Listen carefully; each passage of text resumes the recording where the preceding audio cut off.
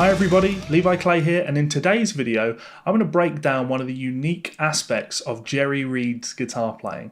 Now, for those of you that are familiar with my channel, you know that Jerry Reed is one of my all-time favourite guitar players, not just because of his incredible guitar playing, his unique guitar playing, but because of his charisma and songwriting skills. So rather than looking at some of his more technical aspects, things that you'll find on instrumental tunes, I'm going to break down one of the fundamental rhythmic aspects that kind of sets Jerry apart from many of his contemporaries. So what we're going to look at today is a rhythmic pattern called the claw. Now, this pattern is very, very prominent in Jerry's music. Just looking through a few of his albums, songs that spring to mind that use this would be If I Promise, Long Gone, The Claw, obviously, Freeborn Man, Last Train to Clarksville, Wabash Cannonball, 500 Miles Away from Home, and many, many more. I'm going to film this video slightly different to my normal videos. I'm going to cut between different camera angles so I can really give you the ins and outs. I'm going to delve into a little bit more theory than I normally would, but hopefully you will get some enjoyment out of it. So, grab your nylon strings, I'm using my Godin multi-ack of course, and let's get clawing.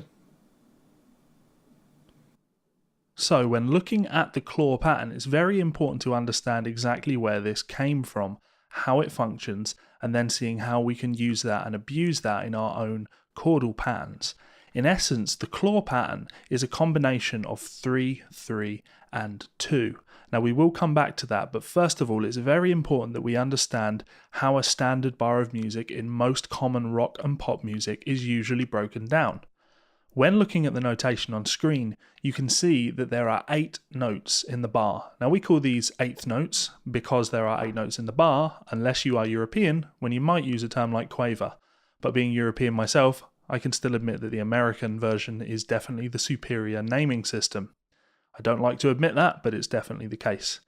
So, in standard music, you're probably used to counting with a pulse of 4. 1, 2, 3, 4. 1, 2, 3, 4. It's also very common to put an accent on beats 2 and 4, which give us what's known as a backbeat.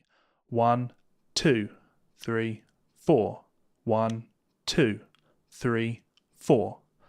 In fact, if you listen to this very basic drum beat, that's exactly what you're hearing there. You're hearing an accent played with the snare drum on beats 2 and 4.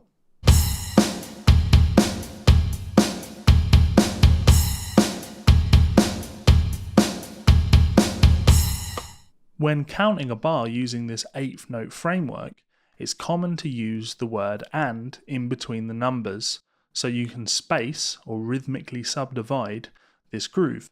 So 1, 2, 3, 4, 1, 2, 3, 4 becomes 1 and 2 and 3 and 4 and 1 and 2 and 3 and 4 and.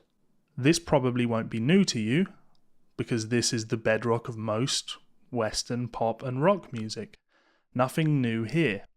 Now, when looking at Jerry's music, Jerry would often take that 8th note pattern, or take the fact that we have 8 8th notes in a bar, but rather than grouping them as 2 lots of 4, he would tend to group things as a group of 3, a group of 3, and another group of 2.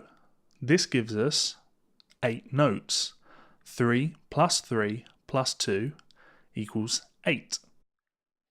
Now, when counting this, you can of course use your 1 and 2 and 3 and 4 and, but to really get the rhythmic nuance of what's happening here, it makes more sense to count things using numbers 1, 2 and 3, splitting them the way the notes are grouped. So, a group of 3, 1, 2, 3, a group of 3, 1, 2, 3, and a group of 2, 1, 2.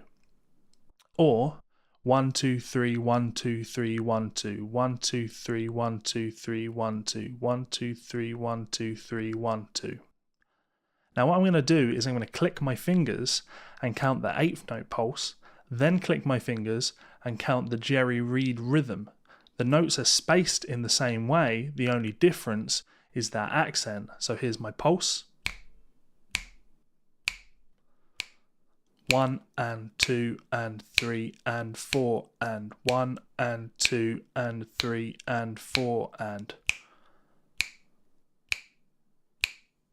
1 2 3 1 2 3 1 2 1 2 3 1 2 3 1 2.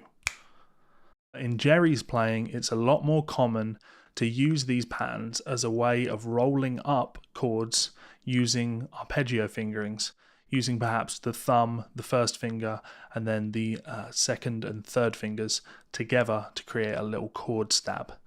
Let's cut over to me playing some guitar and I'll show you how that's done and give you some great examples to practice. Now, with the theory out of the way, we can get onto the practical application. So the first step in learning to play Jerry's Claw is just playing it on muted strings.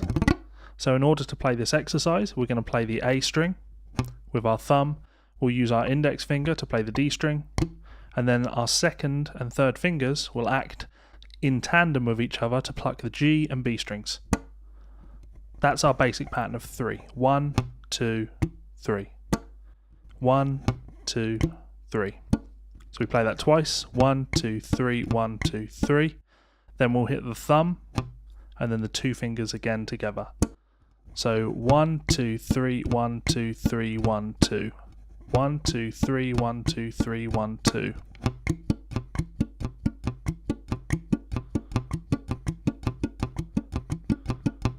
That's the first pattern to really get to grips with before applying any notes. Basic Jerry Reed claw pattern. Now, the first track worth learning that uses this pattern would be, obviously, the claw. Now, in order to play this, we're holding an A7 chord in our left hand, using the second and third fingers on the second fret on the on the D and B strings. We're going to use the basic pattern again, thumb, index, and double stop. That's our 3. 1, 2, 3. We then play the open E string, and we're actually playing an A minor 7 in our left hand now. So that third finger lifts up and goes down to the first fret on the B string.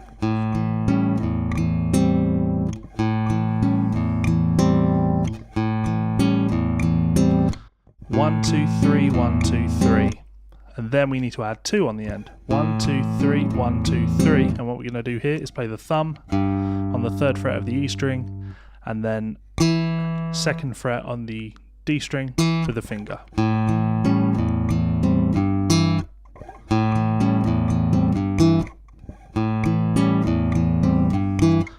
1, 2, 3, 1, 2, 3, 1, 2, 1, 2, 3, 1, 2, 3, 1, 2, 1, 2, 3, 1, 2, 3, 1, 2.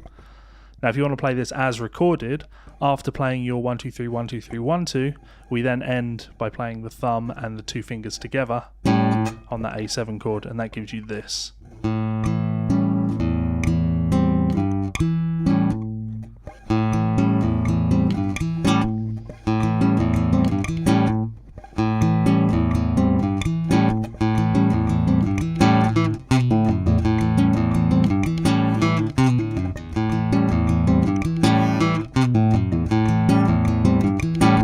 That's your basic claw pattern.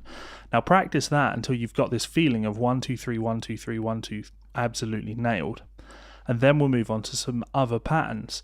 So another pattern that I like to practice this on is an open E7 chord. Now that's obviously second fret on the A string, first fret on the G string. And we're going to play a roll on the low E string, and then we're plucking, as before, index and double stop on the D and G and B strings. What we're going to do is change the bass note. So the bass is going to go from an open E to a 4th fret or G sharp note, and then second fret on the A string.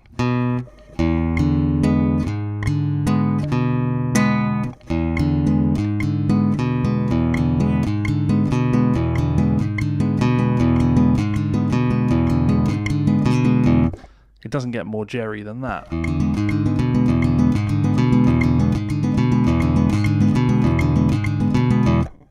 Now when you've got that basic pattern down, it's possible to take any chord and work out a similar picking pattern. For example, on an A7 chord we might play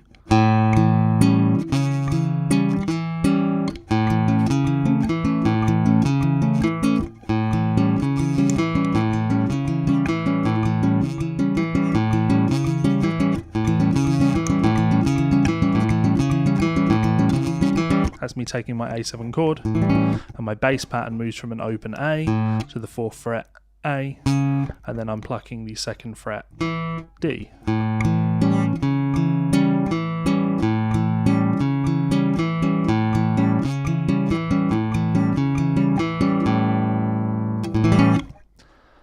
Now I'm going to show you the picking pattern that Jerry plays on If I Promise. Now for this, it's important that we understand the chord voicings and then we apply the claw pattern to that. So we have a D minor chord. Now I'm using my 2nd, 4th and 1st fingers to play that.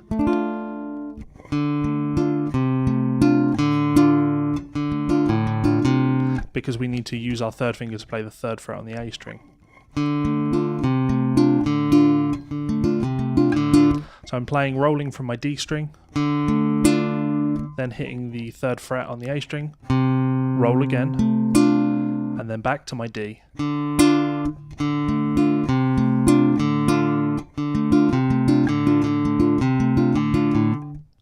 And then, after playing that, the chord changes to this very strange, this is a weird sort of B flat 7 chord. I'm playing the 1st fret on the A string and the 3rd fret on the B string. That then resolves to an A7.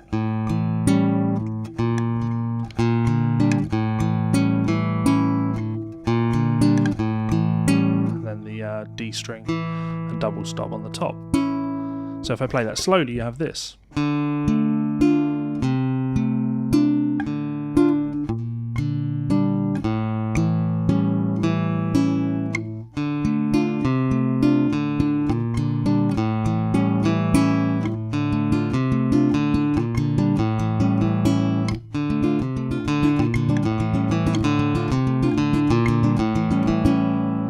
Your basic pattern on If I Promise. Now finally, one of my favourites to play is Wabash Cannonball, and that's very similar to the E7 pattern that I showed you, but in order to do this I'm going to have to put my guitar in drop D, so we do that like this obviously.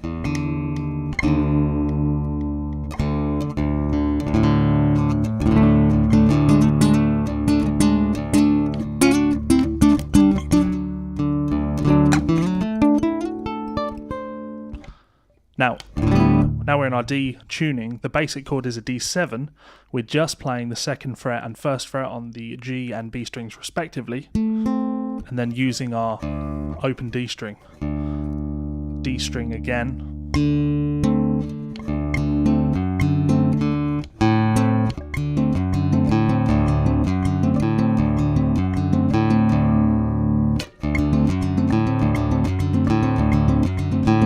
This is the pattern that Jerry would sing over. You know, you're really getting the Jerry pattern automatic when you can do the picking. And sing from the big from the big Atlantic Ocean to the wide Pacific shore. Chord changes.